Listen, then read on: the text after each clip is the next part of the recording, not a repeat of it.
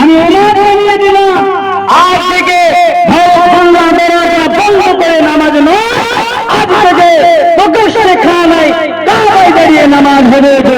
সুবহানাল্লাহ। ঘরে জানলা দরজা দিয়ে আর নামাজ হবে না। আমি ওমর বলছি আজ থেকে প্রকাশ্যে খানায় কাবায় দাঁড়িয়ে নামাজ হবে। আল্লাহ নবী ওই 40 জন সাহাবীকে নিয়ে খানায় কাবা চক্করে গেলেন।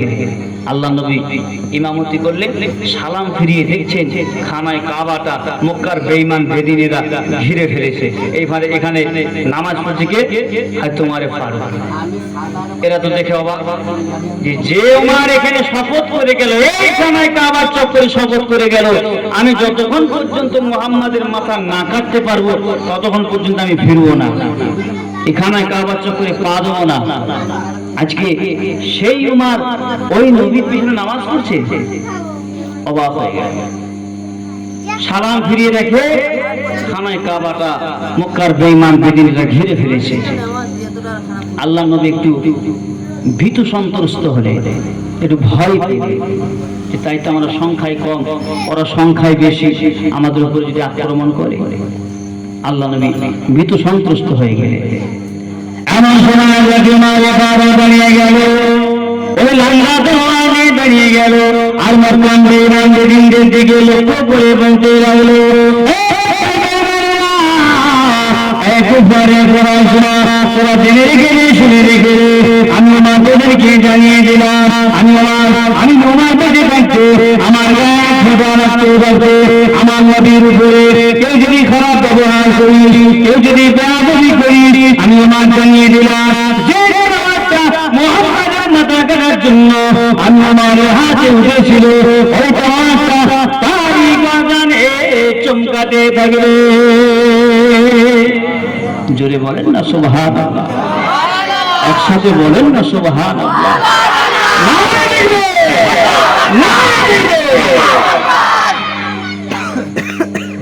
ওমরের একটা হুঙ্কারে খানায় কাবাটা পুরো ফাঁকা হয়ে গেছে, খানায় কাবাটা ফাঁকা হয়ে গেছে একটা হুঙ্কারে। আর কেউ নেই, আশেপাশে কেউ নেই, আবু জাহল বা সাহেব কেউ নেই, সব ফাঁকা। আল্লাহ নবী সেই দিন থেকে আমার ফারুকের সাথে নিয়ে প্রকাশ্যে নামাজ আদায় করতেন।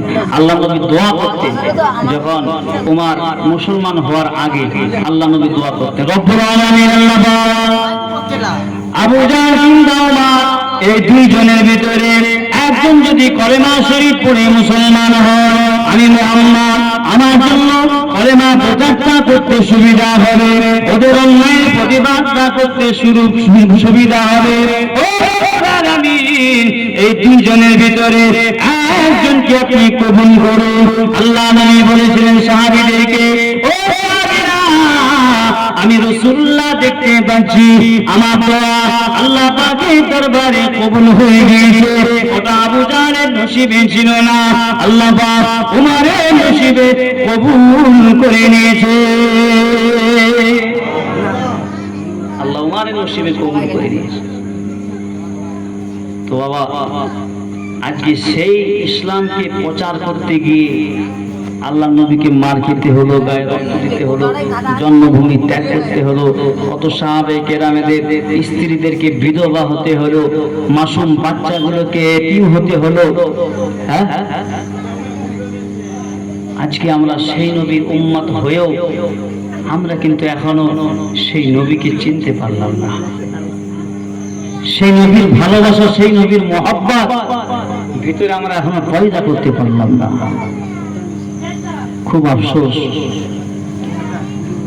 যে আজকে আমরা প্রত্যেক গ্রামে গ্রামে পাড়ায় পাড়ায় বড় বড় মসজিদ করেছি, টাইলস বসানো, মার্বেল বসানো মসজিদ, চকমকে ঝকমকে মসজিদ, বিভিন্ন রকম লাইটিং, আপনার লক্ষ লক্ষ টাকা খরচা করে মসজিদ বানিয়েছি, কিন্তু দেখা যায় ফজরের সময় মুয়াজ্জিন আর ইমাম সাহেব, ঠিক না, ওয়াক্তের সময় আপনার 4-5 মুসল্লি,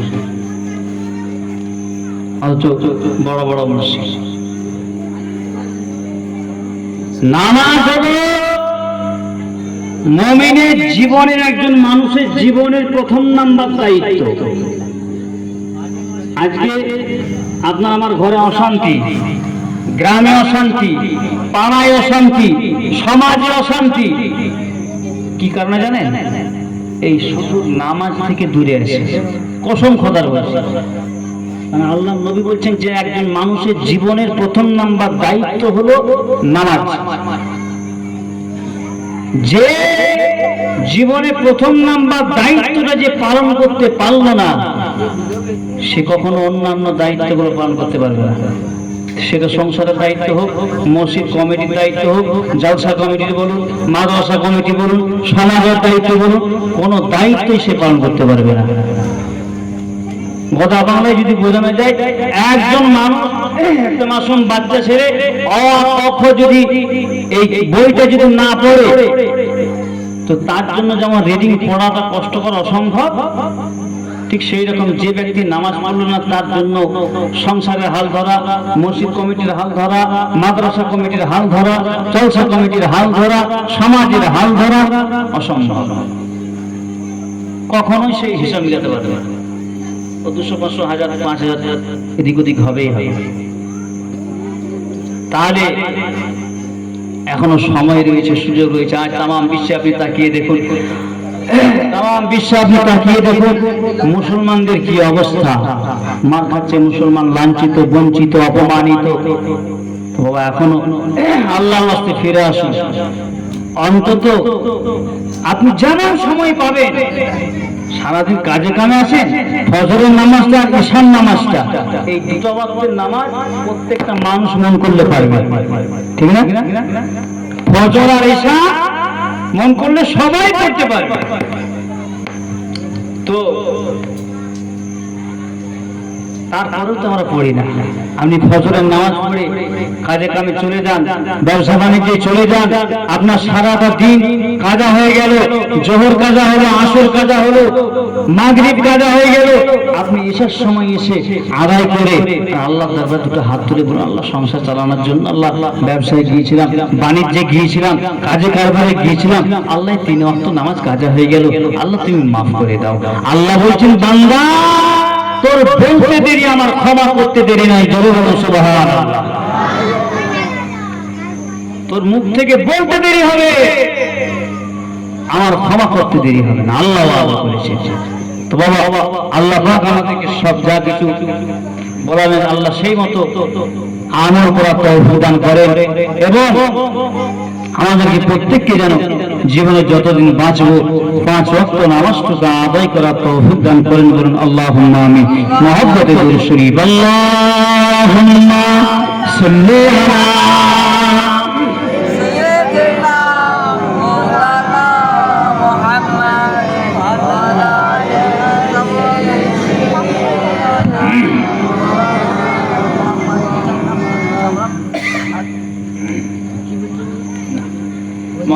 اللهم صل على